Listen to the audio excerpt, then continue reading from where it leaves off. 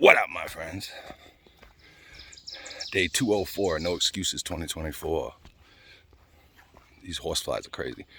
But I had a conversation with a client yesterday, him and his son. And his son was 16 years old, and he had a little more wisdom than age. I had a really great conversation with him, and then I had a great conversation with his dad. And his dad, we were talking about, getting in shape and, things that are wrong with the country today, and personal excellence, and, really striving forward. And so he was like, he says, it sounds like you've realized, what he said, he goes, do you know what the difference between being content and being happy, being content or being happy? And I was like, no, what is it? And he's like, well, happiness is a feeling, right? It's like an emotion, right? It comes and goes.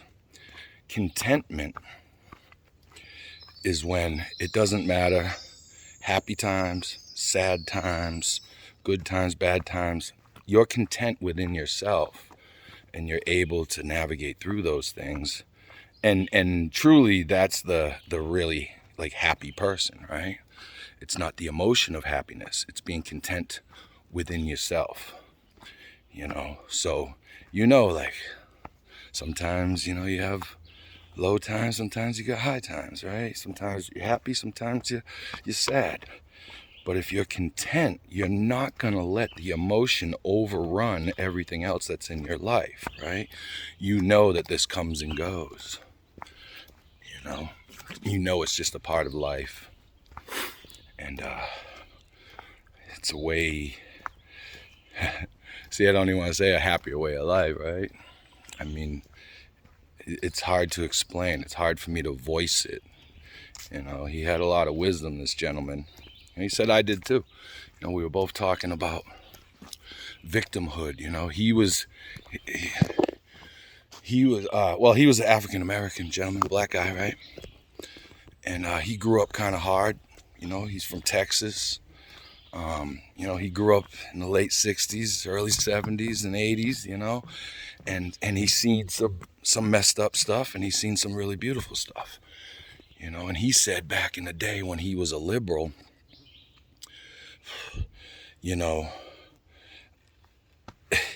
everything was somebody else's fault.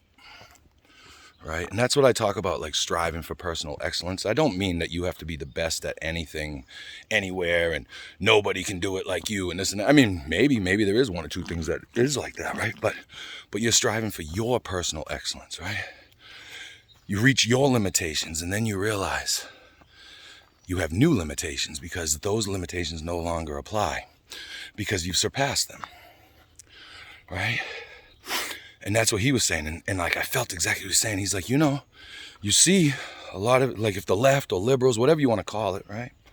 Neocrats, neocons, when they don't get their way, there's violence. And they'll say that their violence is due to somebody else's violent rhetoric, right? Speech. They deserve it because of, you see it with this attempted assassination with Trump, right? I see it online. People are like, well, if he didn't say the things he said, then maybe that shit wouldn't happen. I wouldn't be celebrating the fact. Okay, let me preface that with when I was a progressive liberal, I see my Facebook posts from years ago, and they're like, yeah, kill them. Oh, good, I'm glad they're dead. Or, oh, you missed. You know what I mean? Like, you should have practiced more, better aim, blah, blah, blah, blah. I was on that tip, man. I was on that tip. I really was. Because everything was somebody else's fault, right? So anytime I got arrested, that was somebody else's fault. Anytime a girl broke up with me, a girlfriend, wife, whatever, it was because they cheated, right? I would never tell. When I got divorced and I was out there dating again or whatever, if a woman asked me, how come you got divorced? I never said, well, I spent over $275,000 on heroin and I lied a lot. And this. No, I said, well, bitch cheated.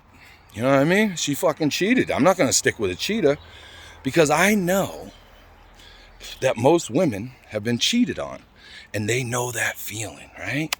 You know, and they won't tell you what led up to someone cheating on them, you know. And so that's what I did. I was like, oh, she was a cheater, blah, blah, blah. I got 2 kids. And, oh, my God, you poor bastard, right? You know, you use that victimization in order, you know, as currency. You know, I mean, I didn't say that I drove them to cheating because, you know, once someone cheats on me, I'm out. No. It was their fault for cheating, you know, so it's that victimization.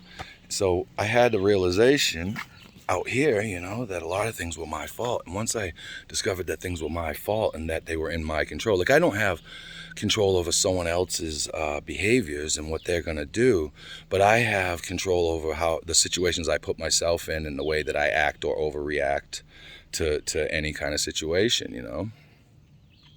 And in every aspect of my life, like the police, you know, it was always somebody else's fault. Or if I was stealing shit, it's like, well, they got money. Or like, you don't understand, man, you know, the system's holding me down. You know, it was always someone else's fault. Selling drugs, you know, as well. I can't make it in this world with a regular 9 to 5 that's paying crap money, right? But I didn't really have any skills that I was willing to advance or put forth, you know, because you know, my skills have to do with labor, hard work, you know, and I didn't want to do that.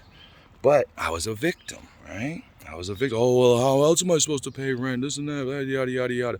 I'm only selling to adults, right?